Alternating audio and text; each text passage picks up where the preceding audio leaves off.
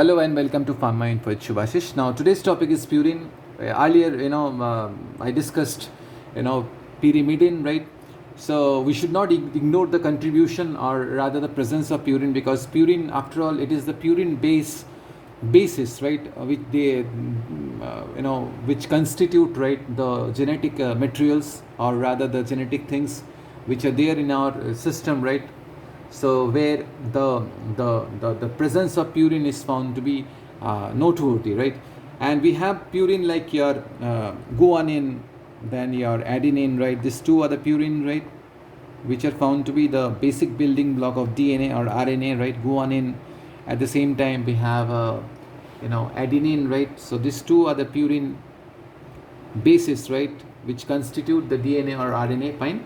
So anyway, now let's see that how the structure looks like. Fine. So we know about pyrimidine. So pyrimidine is the one in which two nitrogen atoms are there, and they are basically positioned at position 1 as well as 3. Fine.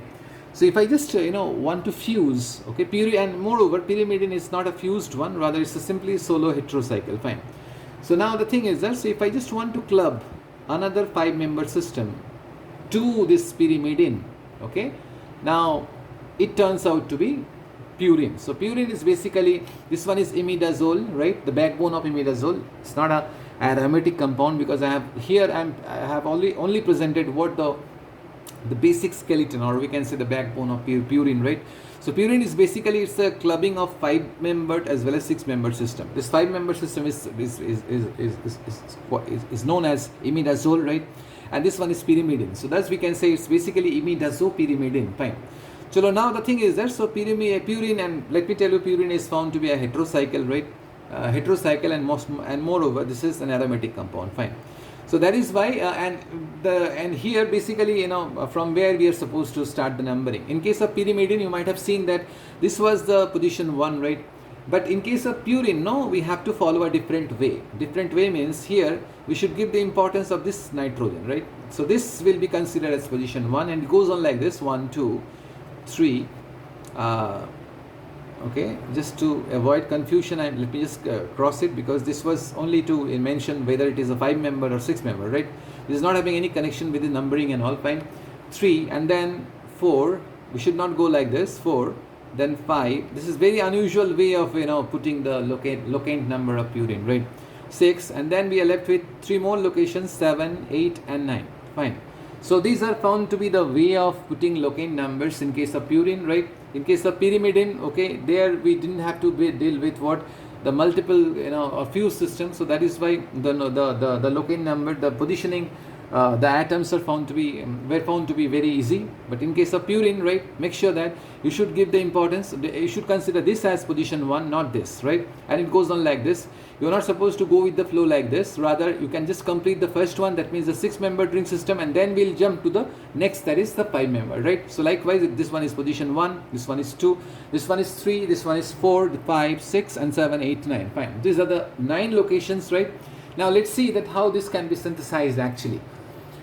So now, purine can be synthesized. Let me just see the first way, present the first way, right? The first way of making purine. So initially we are going to take what? A derivative of pyrimidine, right?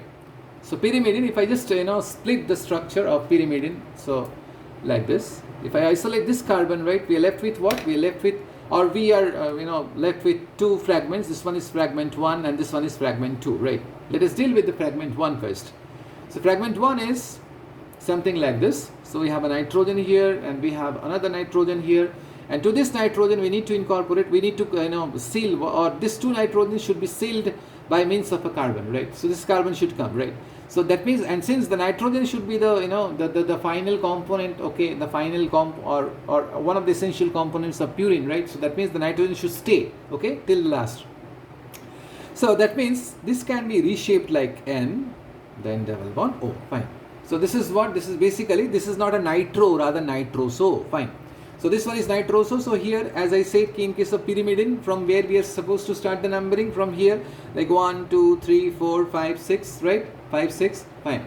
So now the thing is that, but here, since 1, 2, 3, 4, 5, so this is getting position 5, this is getting position 6, right? So I think that you should just change the numbering. So change the numbering in the sense, for our convenience, let us do one thing. This is 1, this is 2, this is 3, this one is 4, this one is 5, and this one is 6. Fine.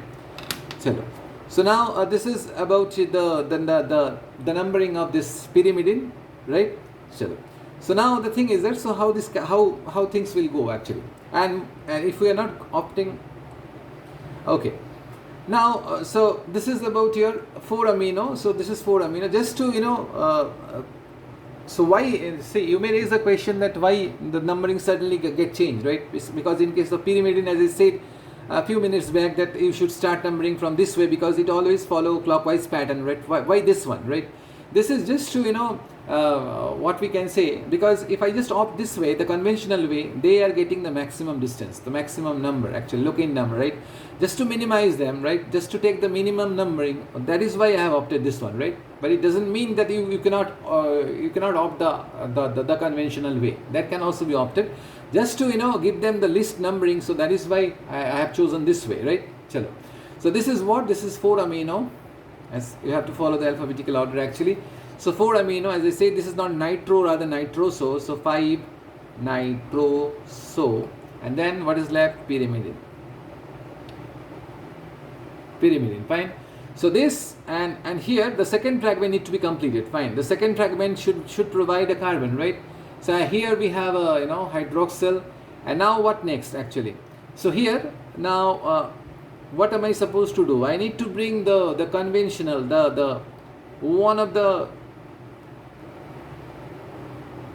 essential reagent as formic acid, because you might have synthesized benzimidazole in your lab, right? So in case of while synthesizing benzimidazole, we are basically we used to take orthophenylene diamine, and as a source of carbon we chose this one, the formic acid. So here also we are going to take the same thing, that is formic acid. We know the importance of formic acid. This is the formic acid that is, while being participating in a particular reaction, it is basically leaving the carbon for the purpose of ligation with both the terminals. And here both the terminals, here we have placed two nitrogen. They are waiting for the carbon to get clubbed, right? Fine. So now to get linked rather, fine. So what need to be done here? So simply you have to introduce your ranitidine, fine, and ranitidine will take the entire responsibility to make the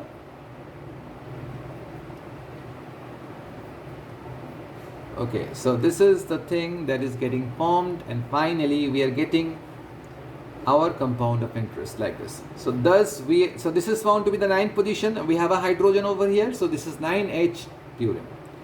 So thus we are done with what? Thus we are done with the making of purine. This is the first way actually.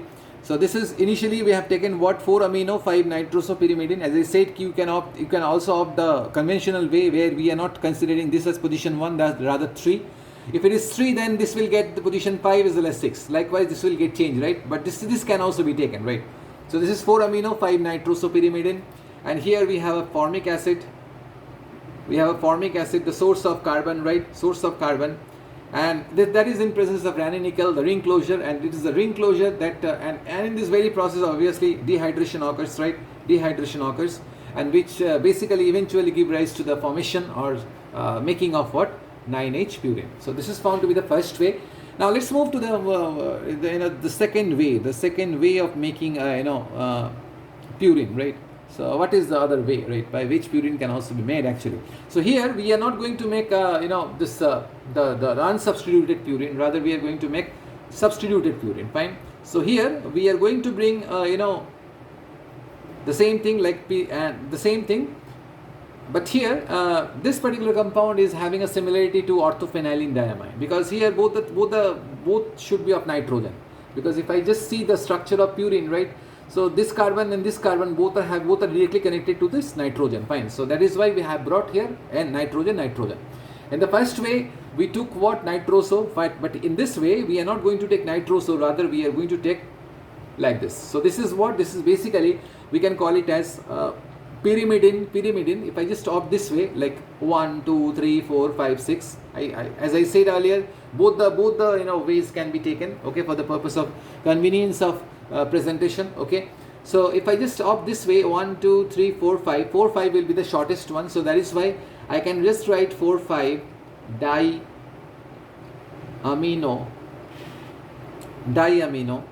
pyrimidine. Fine. So what is the other thing that I am supposed to take? So here I am not going to take formic acid. Rather here I am going to bring what? Acetic anhydride, right?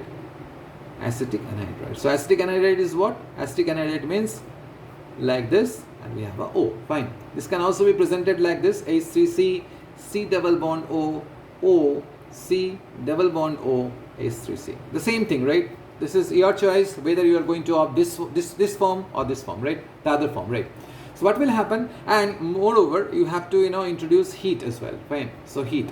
So it is the heat as well as the acetic anhydride. So they are basically responsible for the ring closure, right? Ring closure. So it is the ring closure that will take place, and from this acetic anhydride we are going to get what? A carbon, right? Now you might be wondering that how is it possible for this acetic anhydride, okay, to introduce one carbon, right? It's not it's not a single carbon that is coming out, right? Rather this is the portion that is getting out from acetic anhydride, right?